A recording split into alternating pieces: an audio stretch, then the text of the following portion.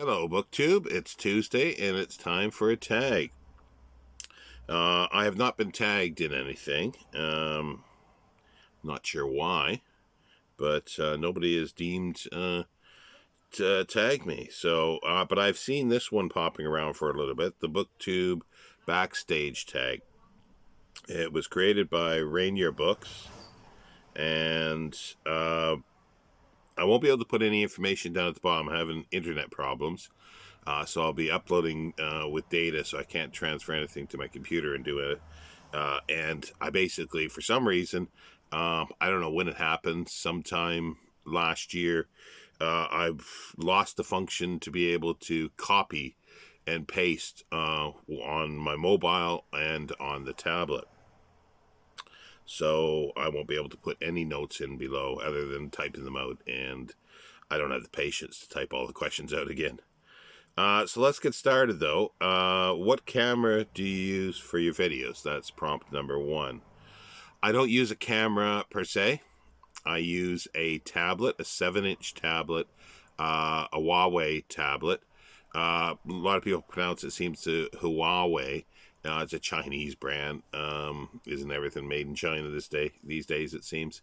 I know it has a lot of flack, but it works perfectly well for me, and I wanted a 7-inch.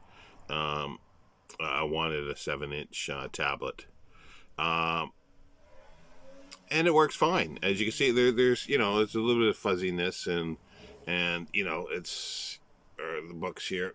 Oh, yeah, but it works a hell of a lot better than my laptop. I did have a phone that worked really well.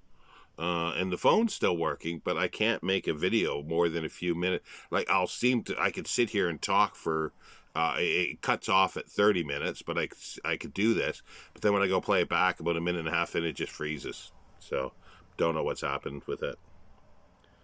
Number two, speaking about filming and being your own director, do you have a favorite film director?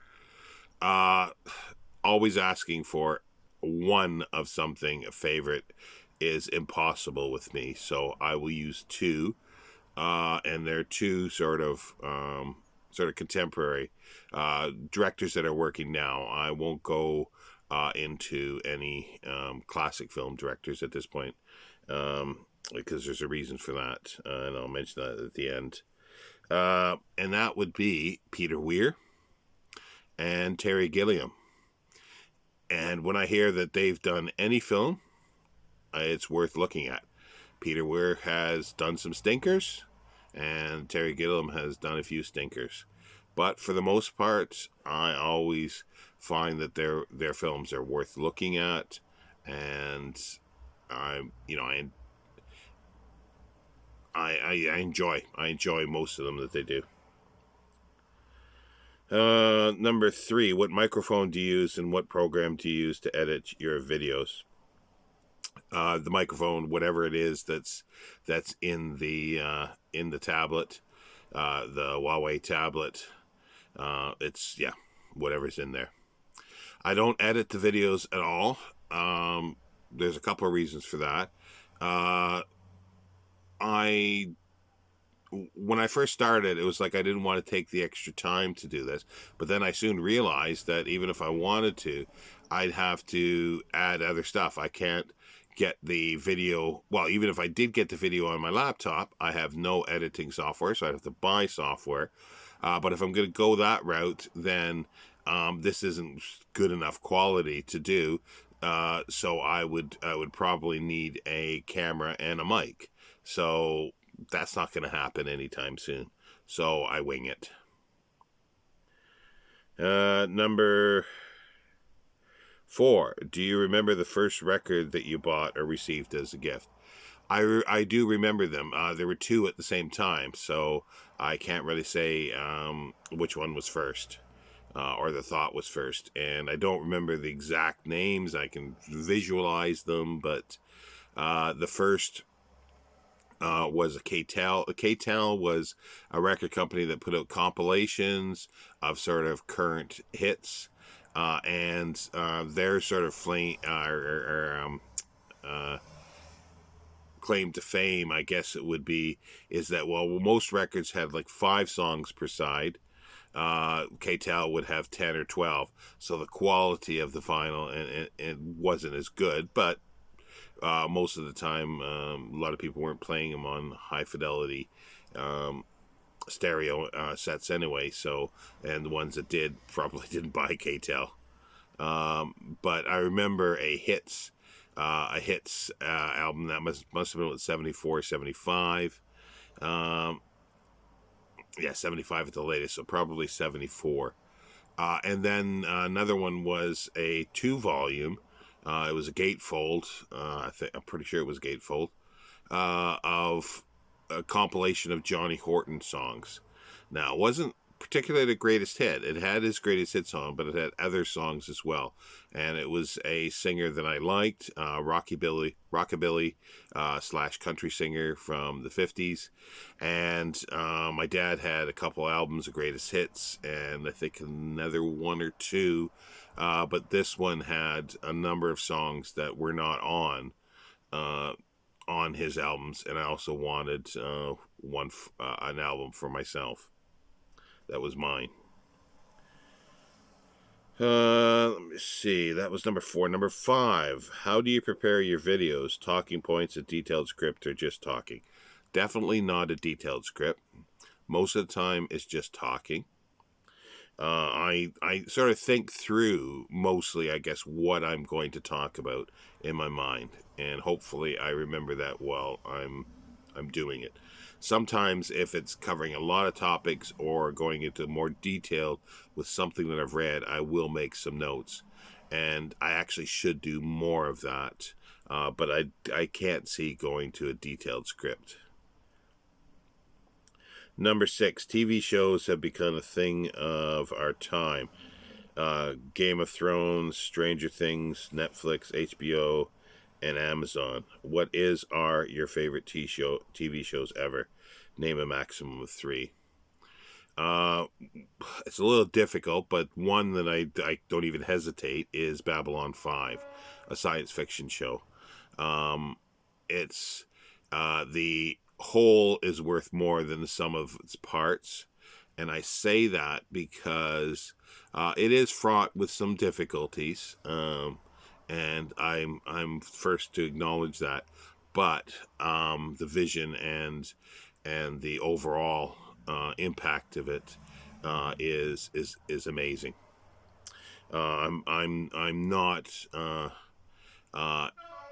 I'm not part of the Star Trek brigade for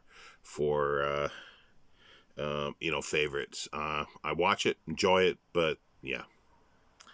Now, the other 2 is a bit problematic because I swing between a whole bunch, but ones that I would say that are definite favorites.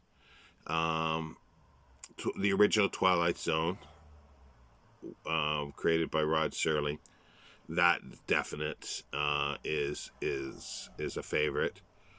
Let's pick something in even another recent one. It's a little difficult because I go through a lot of things. Like there's Jeeves and Wooster, there's All Creatures Great and Small, the original series. There's Rumple the Bailey. There's the Inspector Morse universe. But I think I'll settle on for the third one, Foyle's War. It was done sort of as a replacement for Inspector Morse. When it ended, when John Thaw finished his run there, and it's set during the Second World War in Hastings, and it's starring Michael Kitchen, and he's a police officer, wants to join up, but he's refused because he needs to continue, running the police force there, and that's his war. It's how he spent his war. All but there's one series that they rushed into into production that isn't very good. There's 3 episodes, I think, that aren't very good, but they're okay. but the first is I'm not sure how many series, to be honest, but and then the last couple were amazing. They were post World War II, while he's set in London, part of MI5, or the fledgling MI5. So yeah, I think I'll stick with those at the moment, but you ask me tomorrow and all but Babylon 5 will have changed. Number 7, what kind of booktube videos do you prefer to watch and why? Reviews, wrap-ups, vlogs, book hauls, tags, videos, or...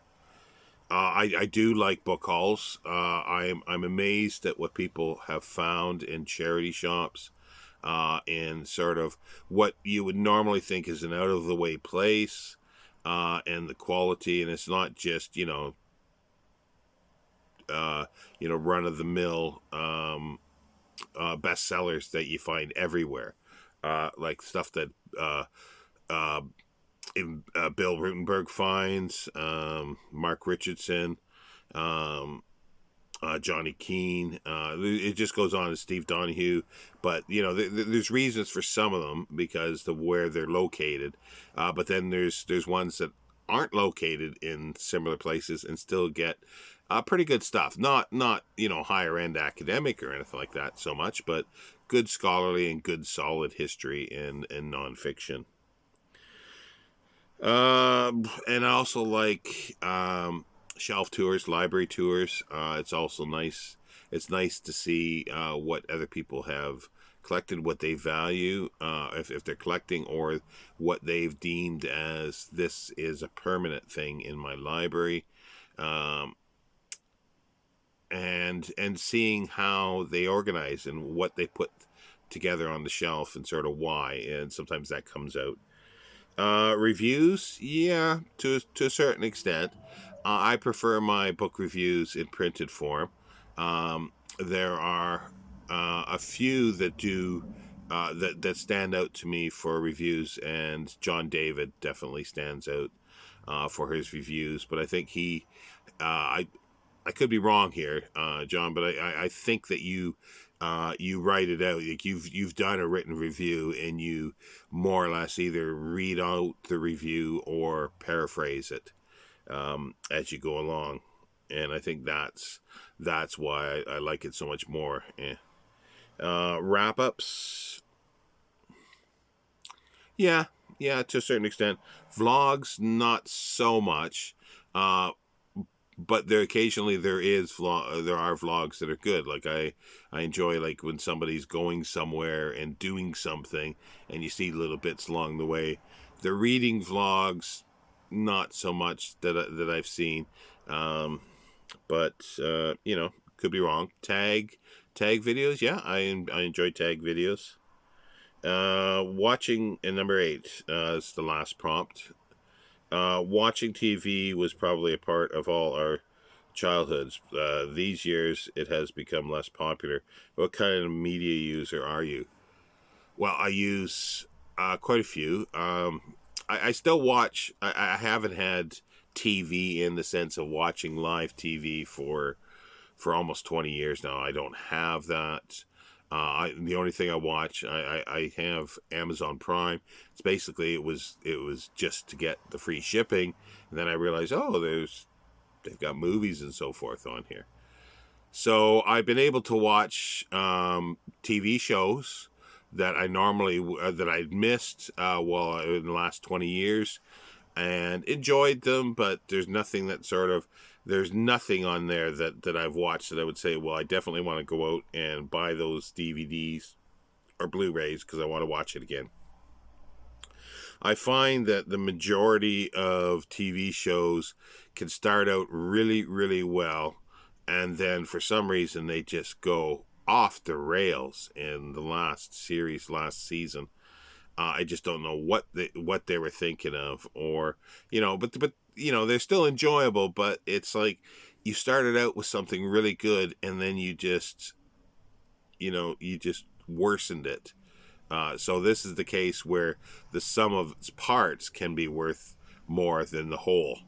Because as a whole, that series just dies for me. and that's most of them. Most of them are the ones that I find that I really enjoy. Anyway, other things. I was a big Twitter user. I still have Twitter, but I hardly go on it anymore. I've just sort of lost the spark of it. I'm on Facebook, but again, I don't use it much. I've got a page for my writing. I rarely go on it. Um, I'm on Instagram. I use it occasionally. Um, I've been on many other platforms, but I've just sort of I've let them sort of die basically because I don't deal with them anymore. Booktube is the biggest thing I suppose that I use now. So that's the end of the prompts. It says there were 8 prompts, and you can tag up to 8 people. I'm not sure who's been tagged. I think everybody that I would tag has been tagged from as far as I can see. So, but if you haven't done it, feel free to do it. And the reason why I was saying that I didn't want to go into older directors, just as an aside, I'm having a Q&A that I'm going to do this coming Sunday for my 1 year on Booktube. So there is a video for that. So if you have a question, go search out that video. It's very short. It's not even 2 minutes long, I don't think. And pop a question down there. And there's a lot of good questions so far. And some of them are related to the classic film stuff. So I didn't want to sort of ruin other people's questions and their the answers before the time. So yeah, so I will see you then. I hope to be able to do a Friday Reads this week. But otherwise, I am working on a massive book haul. I've been saying this, but I think it's going to happen. But I won't be able to do anything with it until probably early mid next week. So it's about a week away, but it's building. I'm marshaling my forces, and there will be a massive offensive for the OGBG. Take care, Booktube.